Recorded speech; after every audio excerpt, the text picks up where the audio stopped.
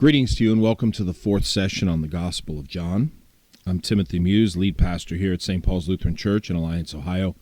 It's a joy to be with you today as we spend this time together, as we journey through this wonderful, complex, and really interesting book telling the story of Jesus and the work of God in the world through the incarnate Word. We are still studying the prologue at this point in time. We are still kind of in this point where Jesus is not only building his credibility, but we're also in the middle of Jesus calling his disciples. Now, you probably remember, you probably know in the Synoptic Gospels, though Jesus calls his disciples early in the book, there's still some ministry that happens as the disciples are being called. In John, it's the calling of the disciples first and foremost that gives Jesus any kind of credibility to be a teacher. Look, if you're going to claim to be a teacher, you got to have students. If you're going to be claimed to be a leader, you have to have followers. Because if you don't, then you're just somebody out taking a walk. And if you don't have any students, then you can't claim yourself to be a teacher. So what we're seeing very early on in the Gospel of John is Jesus gathering his disciples, gathering his flock. We see Jesus gathering the people together so that he has a direction and a following. So all of the things that take place, everything that happens after this, will be witnessed by others and later told of in the coming centuries as the story of Jesus unfolds. So we've seen some of this take place so far. We're kind of right in the middle of it. Simon Peter has been called, as well as some of the others who left John the Baptist to follow him, and Andrew being one of them, and Andrew leaving John the Baptist to follow Jesus, then goes and gets Simon Peter and draws him along so that Simon, who is renamed Peter, Cephas, gets a new identity. So this band of followers is beginning to grow. And that's really what it needs to be. It needs to be a band of followers. And one of the things that we need to make clear, and I've said this many times, when we talk about our relationship with God, it cannot be something that's forced. Jesus doesn't work any kind of hypnotism or any kind of voodoo magic or special anything on the disciples. He just says, "Come and follow me."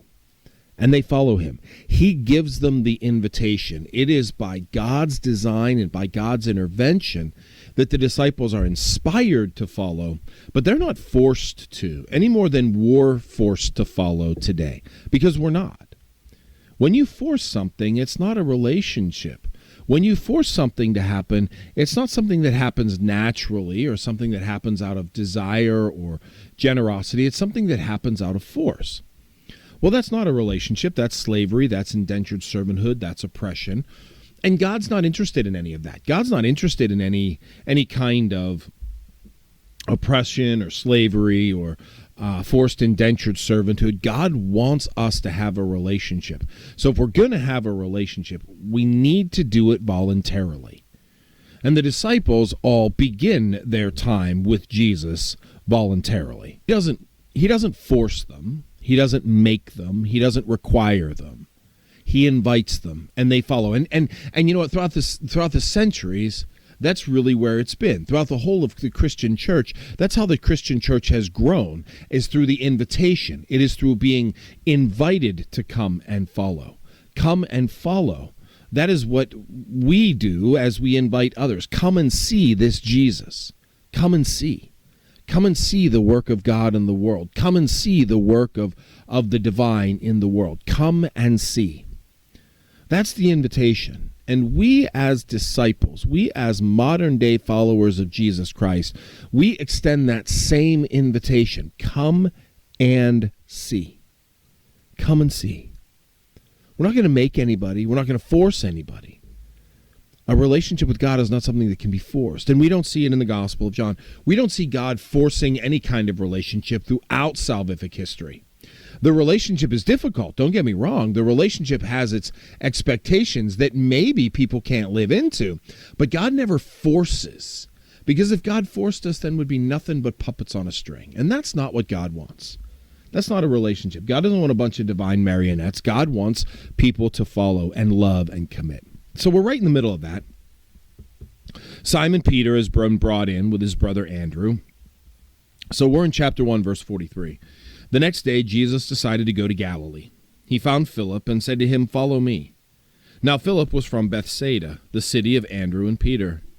Philip found Nathanael and said to him, "We have found him about whom Moses in the law and also the prophets wrote, Jesus, son of Joseph of Nazareth."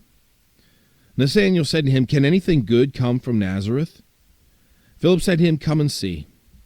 When Jesus saw Nathanael coming toward him, he said to him, "Here is truly an Israelite, in whom there is no deceit." Nathanael asked him, "Where did you get to know me?" Jesus answered, "I saw you under the fig tree before Philip called you." Nathanael replied, "Rabbi, you are the Son of God. You are the King of Israel." Jesus answered, "Do you believe because I told you that I saw you under the fig tree? You will see greater things than these." And he said to him, "Very truly I tell you, you will see the heaven opened, and the angels of God ascending and descending upon the Son of Man." All right, so this is another call story that we have here from the Gospel of John. This is the call of the apostle or the disciple Andrew, or I'm sorry, the disciple. First it's Philip, and then Nathanael. So Philip and Nathanael. So these are more of the disciples, and it's about the interaction of the story here. It's about how this all takes place that is important for us, because it starts to show the power that Jesus has, not only over time and space, but over proximity and vision and understanding. Because the next day Jesus decides to go to Galilee. Now, Galilee is it's outside of where he's at, but it's still within the region. It's still within Jewish providence. But one of the things that we see here is Jesus is a God on the move, and all of the disciples show us this. And I think it's important to mention this, that Jesus is a God on the move. Jesus doesn't sit still. We don't have a God in Jesus who shows up and sits down on a throne and says, "If you want to come see me, you need to come to this place." Now, this contrasts with Judaism at the time. Judaism at the time has God sitting in the temple, in the Holy of Holies. So if you wanted God, if you wanted to experience God, you had to go to Jerusalem. You had to go to the temple. You had to seek God out. God was the one who sat there, and you had to go looking for him. A whole lot like Herod, a whole lot like a king does, or a monarch, or Pilate being the governor of Judea, or whoever. Leaders, they sit, and they do nothing, and they make people come to them. Jesus is not like that. Jesus is not one who requires people to come to him. He is one who packs it up and goes to people. He goes to people. He goes to where people are at. He doesn't sit and wait for people to come to him. This is a Messiah on the move. This is a God on the move. And this is so powerful. This is so important to understand. Jesus is not one who just sits around and waits. Jesus is one who goes after, who goes out for. And we as the church, we as the living body of Christ in the world today, some 2,000 years later, if we're going to model our ministries after what the Savior does, then we need to be people who go out to seek out the lost and the little and the least and the broken. We need to be the ones that go out and look for the other, not wait for the other to come find us. We need to be the ones that are intentional about going out into the world and finding versus having the world come find us. Now, that's a very challenging thing to do, but the gospel is worth the challenge. The gospel is worth the challenge. So that's where we're at. That's where we're at. That's what we see with this Jesus. He's on his way to Galilee, and while he's on his way to Galilee, he comes across Philip. He found Philip and said to him, "Follow me. Follow me." That's it. Those are the words. Follow me. There's no magic in it. There's no trickery or hypnotism. But this is the Son of God. And when you're in the presence of the Son of God, you have this power, this incredible nature. So he says to Philip, "Follow me." That's it. Follow me. Come on, follow me. Now, Philip was from Bethsaida, it says. Bethsaida is the city of Andrew and Peter. So this is a pretty important city. It's a place where we see God drawing from. And one of the things that's really fascinating is we don't see Jesus going into like the beautiful people and the highbrow crowd in Jerusalem. We see Jesus hanging out in a smaller city, a shore town with fishermen. Jesus isn't looking to choose the cream of the crop. He is looking to choose those who will do the best for the kingdom. And that's a far cry different. Again, we would like to think that if Jesus were going to do something good in the world, he would choose the best, the brightest, the beautiful people. But that's not how Jesus works. Jesus doesn't go out and choose the beautiful people to speak to the dirty, ugly people. Jesus chooses the ugly people, the dirty people, the daily people, to be present with the daily people. Because there's a whole lot more daily people than there are beautiful people. And Jesus knows this. This is how Jesus works in the world. This is what Jesus does. So he calls Philip, who's from Bethsaida, and says, "Follow me." Philip goes and finds Nathanael and said to him, "We have found him about whom Moses in the law and also the prophets wrote, Jesus, son of Nazareth from Galilee." So Philip is the inviter to Nathanael to come and experience this Jesus. Philip says, "Hey, the one who's been written about for so long, Moses and the prophets, we have found him. We have found him in Jesus, son of Joseph of Nazareth." Now we're getting some geographic credibility here. When we look at the other Gospels, we know that Jesus and his family left Bethlehem and settled in Nazareth in Galilee. We know that that's where Jesus ended up. That's what the story tells us. We know that Joseph is Jesus' father. So when we connect the other stories, when we connect from Matthew, Mark, and Luke, we can say, okay, this John is talking about the same guy. So there's that synoptic credibility. There's that literary credibility. We need to have that if we're going to follow him. Why should we follow someone that doesn't have any credibility? That doesn't make any sense. So Philip is arguing credibility to Nathanael. Philip is arguing credibility to Nathanael through the one who Moses in the law and also the prophets wrote. So this is all about the messianic principle, the messianic prophecy coming from Moses and then later through Elijah, both of whom we see at the Transfiguration, which is why the Transfiguration is so important, because we see both Moses and Elijah, the law and the prophet.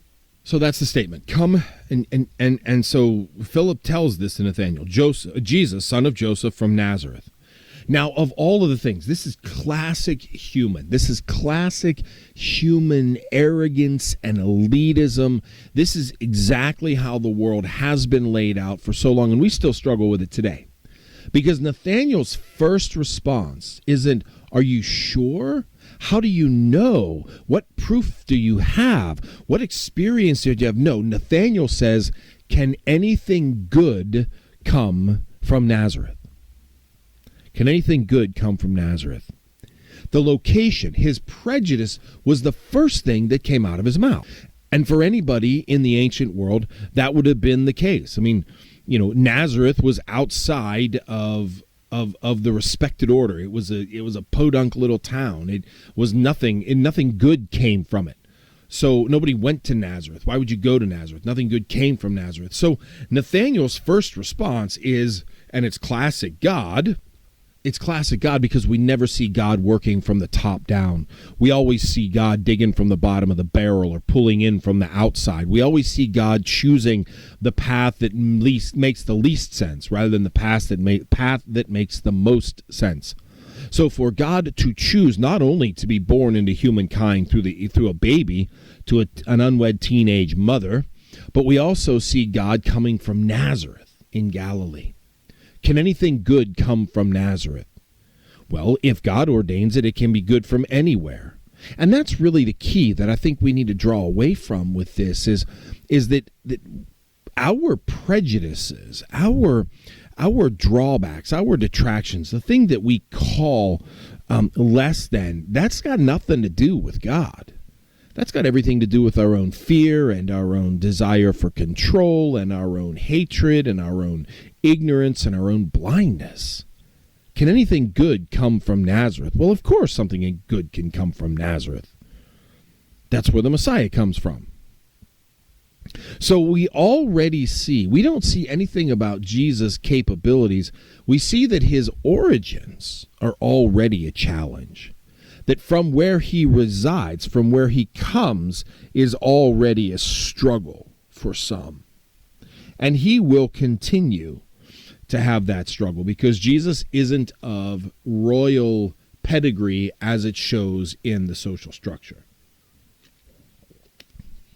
Jesus doesn't come from a royal family as Herod would see it or the beautiful people would see it. Again, and this is problematic. The Messiah was supposed to be this great big warrior coming from ancient times, which he does, but the Ancient of Times is not the Ancient of Times that the rulers would like him to think it is. The Ancient of Time comes from something far different. An ancient line through the line of David, the tribe of Benjamin. So God is already writing a different script. And the question comes out beforehand. Now, we notice that Jesus doesn't even blink at this. Jesus doesn't even blink at this. So what does he say? Can anything good come from Nazareth? And Philip says to him, come and see. Come and see. That's it. Come and see. Come and see what's going on in the world. Come and see the work that we're doing together. Come and see. That is the invitation that we give.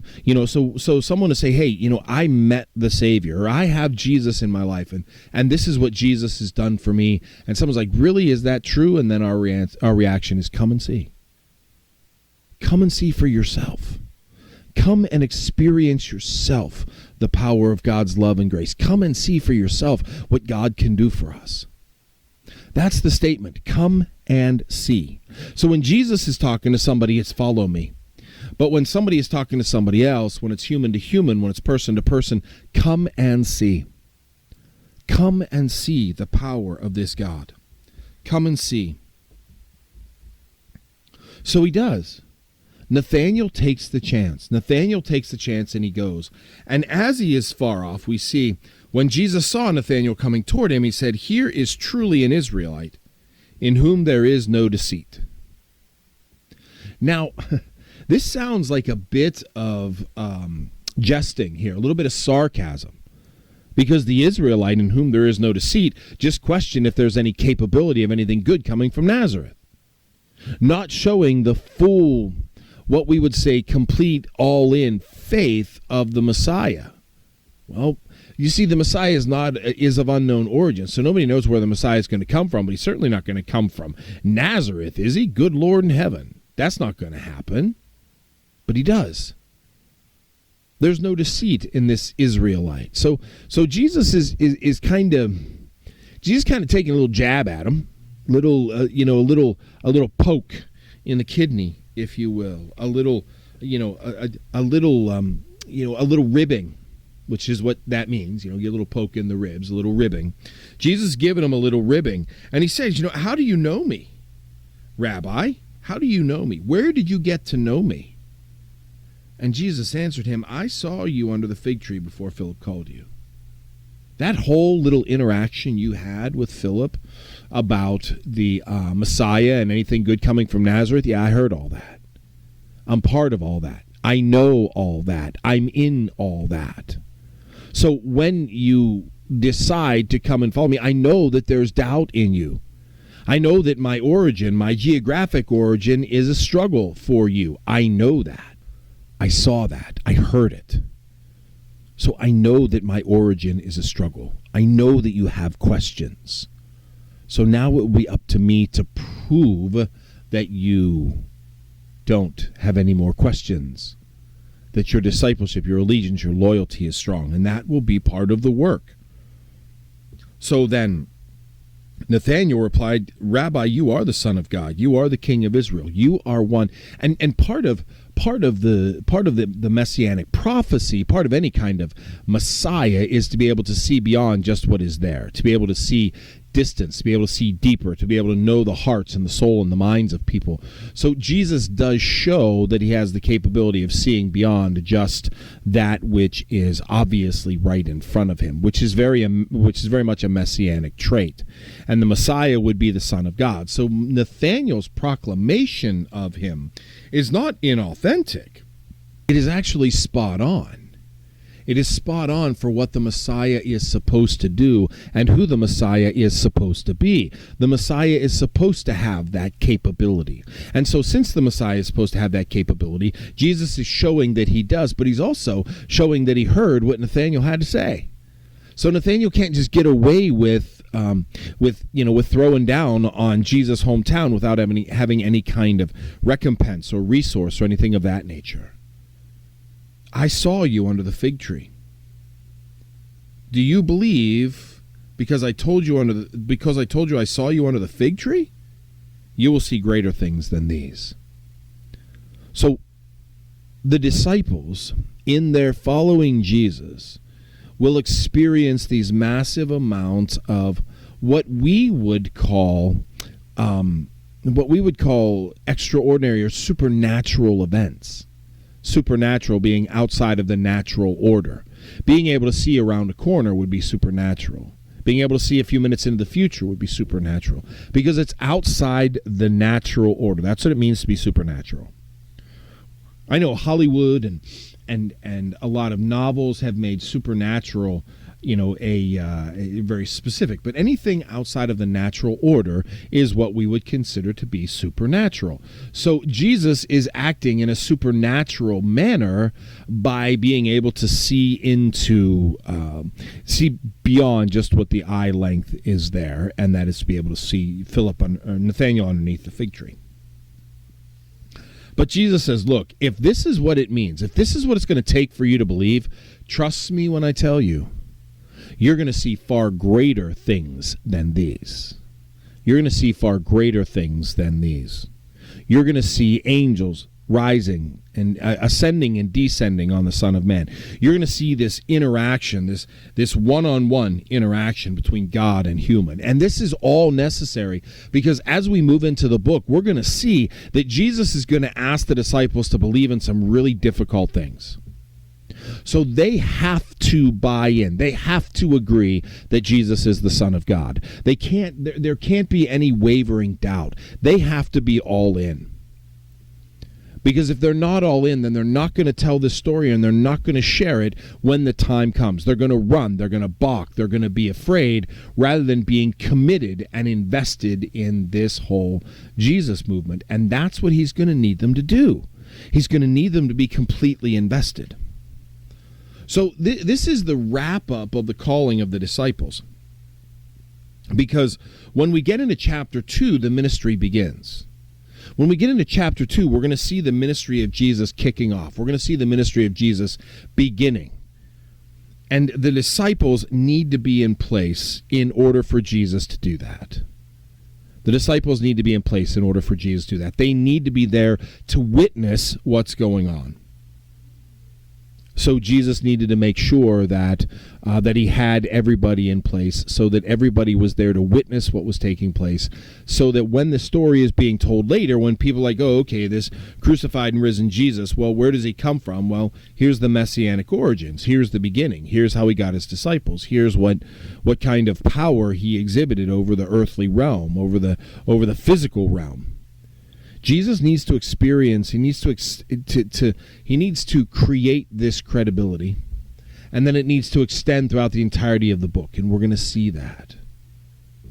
But this is where it begins, by drawing these disciples in, by being public and open about the work that God has for him to do. And that's what he does. That's what he does. That's exactly what he does. And because that's exactly what he does, then it gives him the credibility to be able to be the Messiah. To be able to speak to and for, to be able to challenge power and promise a raise from the dead. That's the promise of the Messiah. That's the messianic principle that we've been given. So Jesus has called his disciples now. The disciples are ready to go. They're ready to face what's next. They're ready to face the next portion of the beginning of this ministry. Now, one of the things that they're going to find out pretty quickly is that they're expecting path A and they're going to get path B. They're following Jesus because they're expecting the Messiah to take over and elevate the rule of Israel, but that's not what the Messiah does. The Messiah is going to do something very different. Okay, so now that Jesus has shown his ability to be in control of the natural, that he has the ability to do supernatural things, we're going to see the first miracle. We're going to see the first physical sign of Jesus' control over creation, and that's going to come here in the beginning of chapter 2. It's a very familiar story, so I'm going to spend a little bit of time on it. I'm really not going to spend a whole lot of time on it because it's pretty straightforward. It's pretty cut and dry.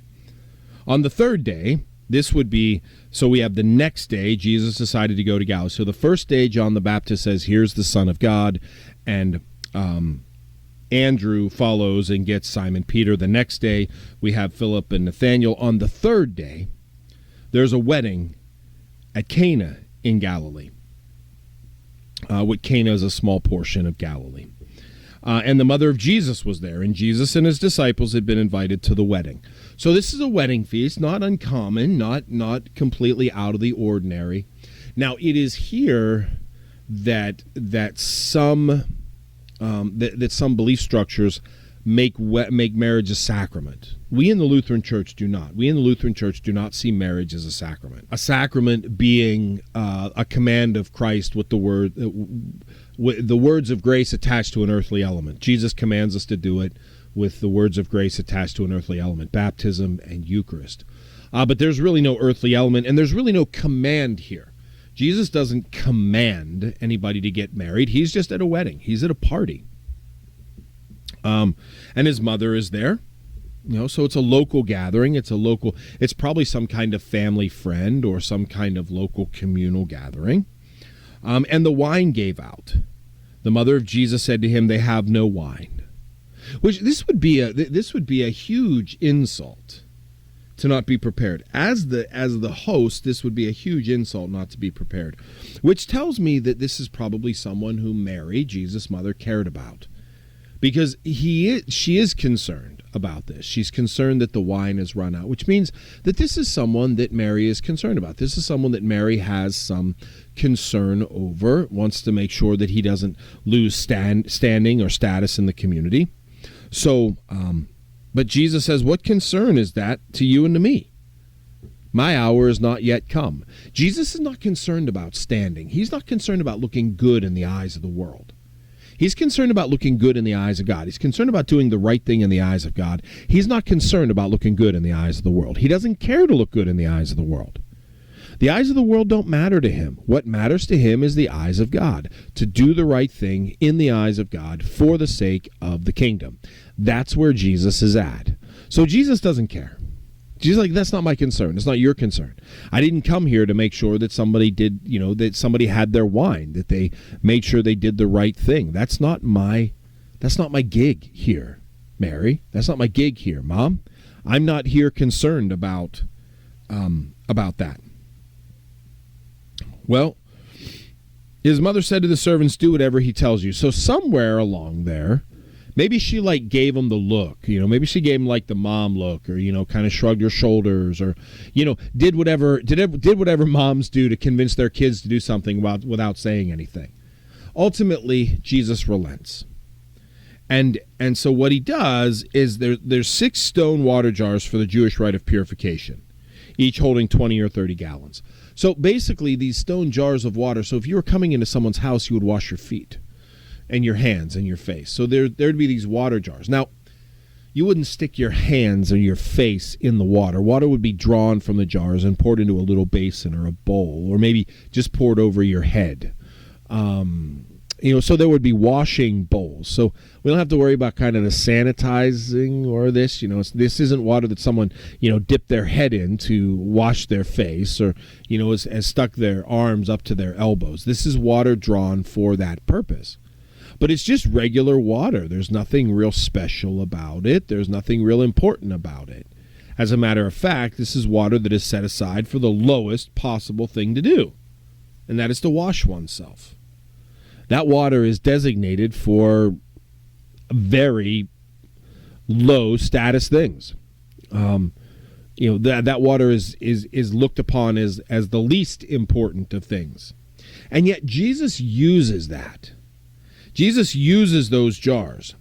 Fill them to the brim. Fill the jars with water. So use these things. Use these, which is fascinating because, really, quite frankly, how unpure is it if these jars don't have water in them?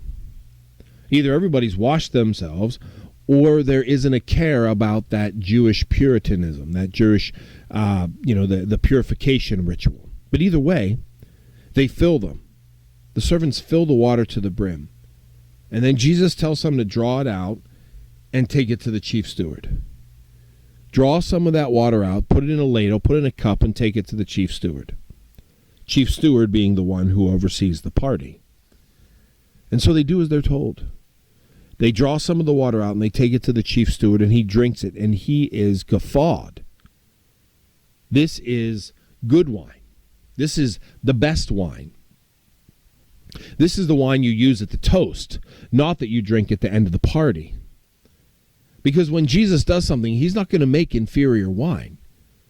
There's no reason to. It's going to be just as easy for him to make a perfect vintage versus making a terrible vintage. Jesus doesn't lose any God power by making good wine versus okay wine. Jesus is still God. There's no power differential in this. So Jesus makes good wine. He wants to show that this isn't some kind of magic trick. And I guess if you make cheap wine or terrible wine, you could do it as some kind of magic trick. But to make good wine is really hard to do for a good vintner, let alone someone just clapping their hands and turning water into wine. But that's what Jesus does. Jesus uses his ability to control nature, to manipulate nature, to change nature for the sake of Jesus' revelation. Make no mistake about it, brothers and sisters. This is not about Jesus wanting to get the wedding guest drunk. This is about showing his power over the everyday, ordinary, natural order of things. This is about showing his power over what he is capable and not capable of doing, or what he is willing and not willing to do. So Jesus wants to make sure that the disciples see his power over creation, that the disciples see what he can do with who he is. I mean, nobody, all of creation has ever snapped their fingers and turned water into wine. Nobody's ever done that. So there are those who make wine, but nobody has ever done it that fast. So Jesus is showing his supernatural capabilities. He's showing his ability to control nature. Now, I want to be clear about this. Jesus has the ability to control nature. Jesus can turn water into wine because he made water, because he made wine. This isn't some kind of magic trick. This is the ability to re-manipulate matter into something else. He didn't magically make the water turn into wine. He re-manipulated the water so that it became wine. Because that's what happens when you build it. When you build it, you know the building blocks of it. So this is a very different reality. This isn't Jesus pulling some magic trick. This is Jesus' ability to re-manipulate nature at a molecular level because he started it to begin with. He made it to start out. So the chief steward drinks it. Chief steward takes a taste, and he loves it. He cries out. He says to the bridegroom, everybody serves the good wine first, then the inferior wine after the guests have become drunk. But you have kept the good wine until now. You have kept the good wine until now. So the chief steward didn't know where it came from. Obviously, he's not talking to Jesus. He's talking to the bridegroom. But the ones who drew the water knew, the disciples knew, because they were watching him. They were paying attention to him. Most people weren't. Most people weren't paying attention to Jesus, but those who were paying attention to Jesus knew where the water came from, or where the wine came from. And they knew that it was Jesus who did it. That was the point. That was the whole point. This isn't about a good wedding party. This isn't about saving face for the bridegroom who would have been inhospitable to run out of wine. This was about Jesus beginning to show his power over creation. And Jesus chose a pretty light thing to do. I mean, he's going to raise people from the dead. He's going to give people their sight back. He's going to heal diseases. And those are big things. And it takes time to work up to that. But right now, Jesus is doing the little stuff. He's showing his power over creation in a little way, incrementally, so that as the disciples go deeper and deeper into the ministry, into the revelation, into the work of God, they can comprehend the bigger stuff. But in order to comprehend the bigger stuff, they've got to be able to grasp the little stuff first. They've got to be able to grasp the little stuff first. And that's what we see here at the wedding in Cana in Galilee. And that's what it says. Jesus did this, the first of his signs, in Cana of Galilee, and revealed his glory, and his disciples believed in him. Now, in the Gospel of John, miracles as we know them in Matthew, Mark, and Luke. Again, a miracle really connotates something outside of the norm, supernatural, but it connotates the ability of someone to undo or overdo what's already done. Okay? The miracle of healing someone. Well, in the Gospel of John, John calls them signs, signposts, signs of Jesus' ability, signs that show that Jesus can control nature, that Jesus can control the human body, that Jesus can control the molecular world. These are signs of Jesus' power. And in a lot of ways, they're not necessarily miracles. There's really no miracle of recreating that which you've already created. You created it. Why can't you recreate it? That's not a miracle. It's a miracle for us for watching it.